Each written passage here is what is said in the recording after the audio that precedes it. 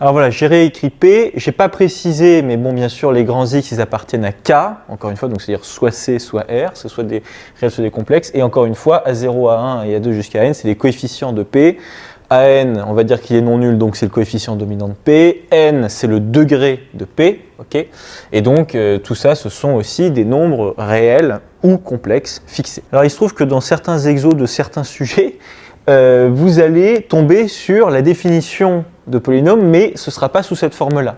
Ce sera sous une autre forme, ce sera sous celle-là qui est plus condensée. C'est celle de la somme des AK x puissance k pour k allant de 0 jusqu'à n. Vous voyez pourquoi? Parce que là, on est face en réalité à une grande somme, vous voyez.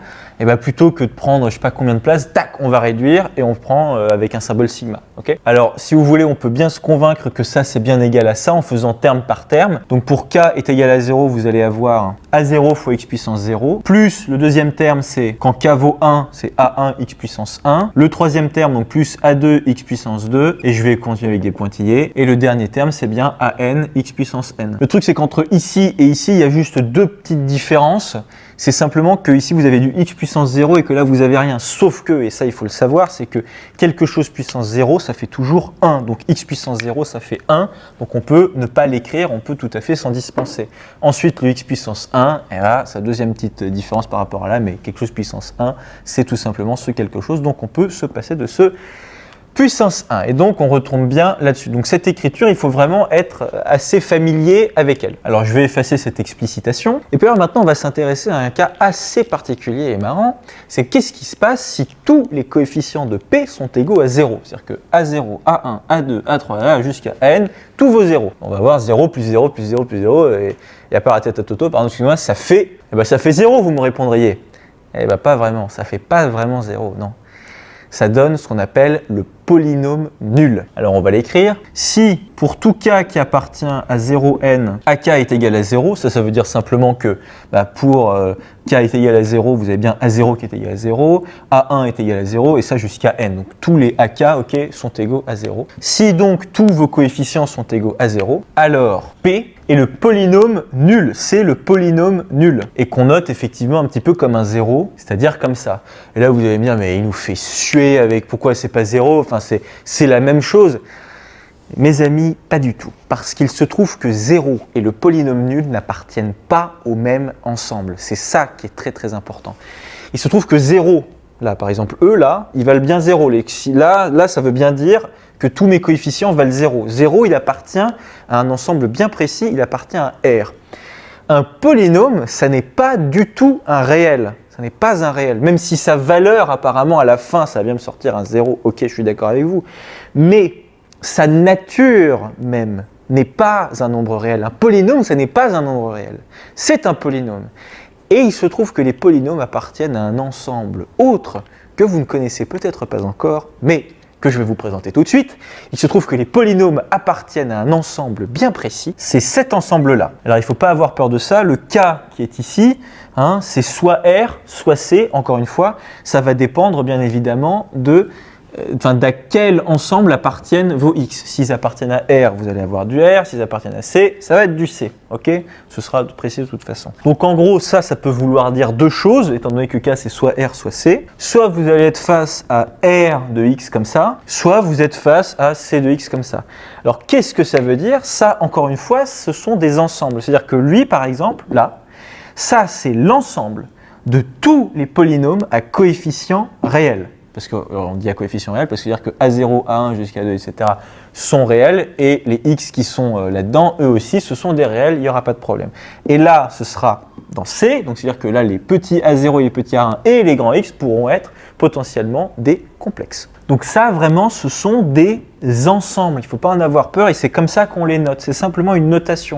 Tout comme, par exemple, R, tout simplement, c'est l'ensemble des nombres réels. Et on le note comme ça, vous voyez. Là, dans cet ensemble-là, vous avez, je ne sais pas, vous avez 10 000, vous avez moins racine de 2 sur 3, vous avez tout ce que vous voulez.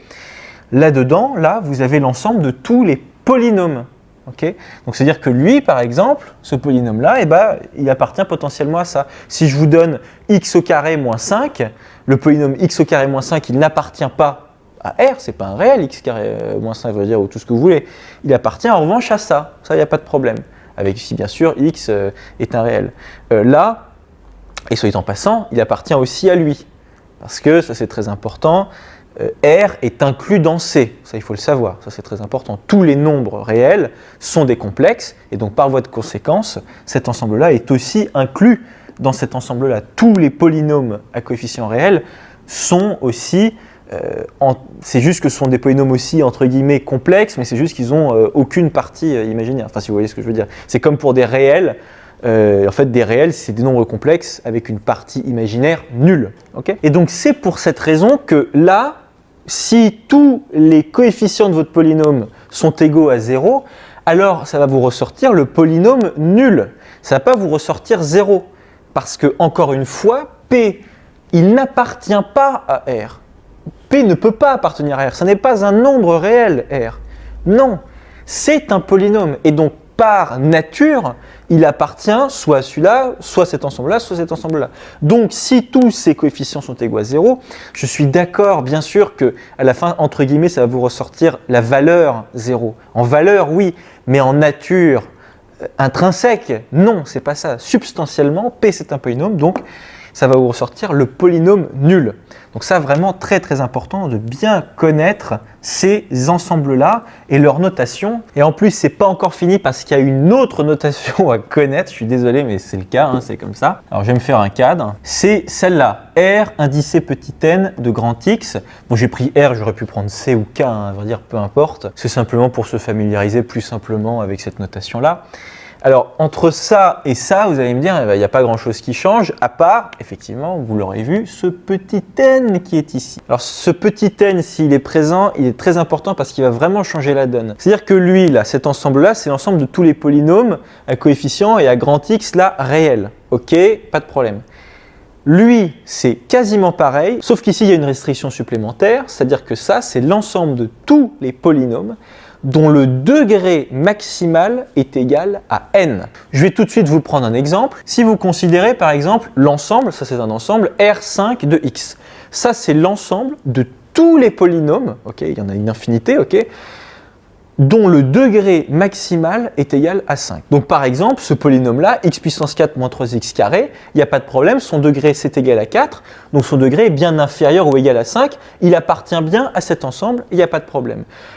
Au passage, il appartient évidemment aussi à cet ensemble-là, et même à celui-là aussi, bon bref, mais parce que ça c'est l'ensemble de tous les polynômes qui existent au monde, ok, et là ce sont juste ceux dont le degré maximal est égal à 5. Si je prends 3x puissance 5, il n'y a pas de problème, c'est toujours là-dedans, mais si je prends 3x puissance 6, alors lui, son degré est égal à 6, et il n'appartient pas à R5 de x, ok, il n'appartient pas à cet ensemble-là. Il appartient bien évidemment à lui, puisque ça reste un polynôme. Mais il n'appartient pas là, parce que là, en gros, c'est genre, c'est le videur, et vous dites, ah non, no way, le petit 5, il dit, non, non, là, moi, j'accepte que ceux qui sont en dessous ou égal à 5, de degré inférieur ou égal à 5. Les puissance 6, à partir de puissance 6, je ne prends plus. Là. Donc ça veut dire que ici, là, R puissance n de x, c'est-à-dire que lui, là, par exemple, à 0 plus 1 jusqu'à plus n et puissance n, il n'y a pas de problème, il est bien dans Rn de x.